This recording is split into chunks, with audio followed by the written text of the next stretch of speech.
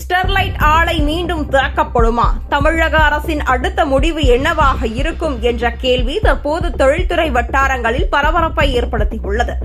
India செம்பு இறக்குமதியை அதிகமாக சார்ந்து வரும் நிலையில் தூத்துக்குடியில் உள்ள ஸ்டெர்லைட் செம்பு ஆலையை மீண்டும் திறக்க வேண்டும் என தொழில்துறை நிபுணர்கள் முதலமைச்சர் விஜய்க்கு கோரிக்கை விடுத்துள்ளனர். உலகளவில் மின்சார வாகனங்கள், சோலார் மின்சக்தி திட்டங்கள், தரவு மையங்கள் மற்றும் மின்னணு சாதனங்களின் உற்பத்தி வேகமாக அதிகரித்து வருகிறது. இவை அனைத்திற்கும் முக்கிய மூலப்பொருளாக செம்பு விளங்குகிறது. இந்தியாவின் எதிர்கால தொழில்துறை வளர்ச்சிக்கும் செம்பு மிகவும் அவசியம் என நிபுணர்கள் சுட்டிக்காட்டுகின்றனர். 2018ஆம் ஆண்டு மூடப்படுவதற்கு முன்பு தூத்துக்குடி ஸ்டெர்லைட் ஆலை இந்தியாவின் மொத்த செம்பு உற்பத்தியில் 36% பங்களிப்பை வழங்கியதாக கூறப்படுகிறது.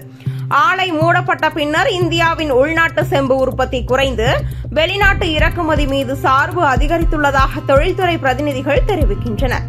இதன் காரணமாக சிறு, குறு மற்றும் நடுத்தர தொழில்கள் கடுமையாக பாதிக்கப்பட்டுள்ளன.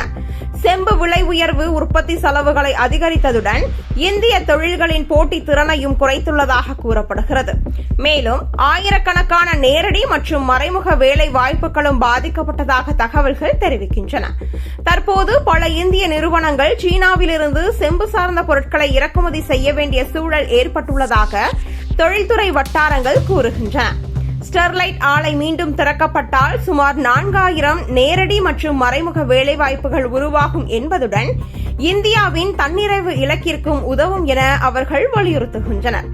இதற்கிடையில் சுற்றுச்சூழல் பாதிப்புகள் குறித்த அச்சங்களையும் தொழில்துறை நிபுணர்கள் ஏற்றுக்கொண்டுள்ளனர்.